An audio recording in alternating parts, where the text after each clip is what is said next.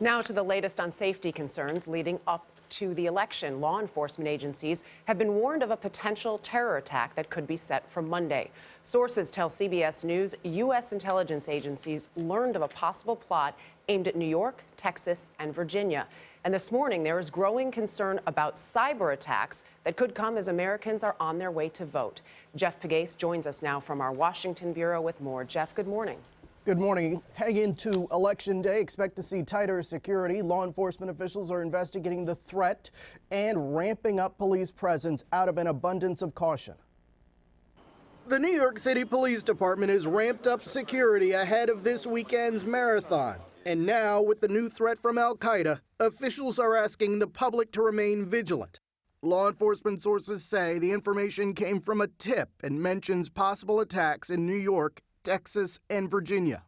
U.S. officials are monitoring incoming international flights and vetting a list of possible suspects in the New York area. New York or Pennsylvania. In September, al-Qaeda leader Ayman al-Zawahiri called for attacks against the United States. U.S. officials are also guarding against cyber attacks amid concerns the Russians are trying to influence the election. The Department of Homeland Security will monitor intrusions from this secret cyber command center. Officials will be looking out for Russian-backed hackers who are already accused of stealing Democratic Party emails and of breaking into state election databases. In our Washington bureau right now. Jeff, how concerned are these U.S. intelligence officials against the potential election hacks? Well, they're concerned about it. In fact, they've been talking about it really since August. We know that U.S. officials have accused the Russians of trying to influence this election, and so now they are in a position of guarding against it. DHS has ramped up their operations. They have that secret cyber command center that they have set up, and it's operating 24 hours a day, 7 days a week, and it has been since August. Also, the Department of Homeland Security has been reaching out to all 50 states. They say that they are in conversations with all 50 states about cybersecurity. So the federal government appears to be prepared for this. Jeff, are they more worried about a foreign organization doing something or a lone wolf? What's their chief concern?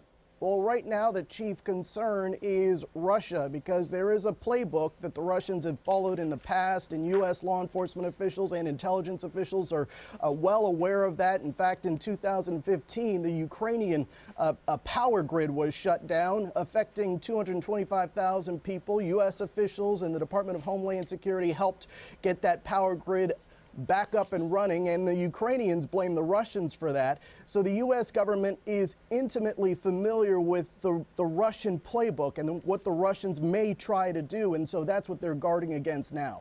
Jeff, we've seen violence, vandalism, most recently as earlier this week on Tuesday with a black church being burned and then writing on the wall, "Vote Trump."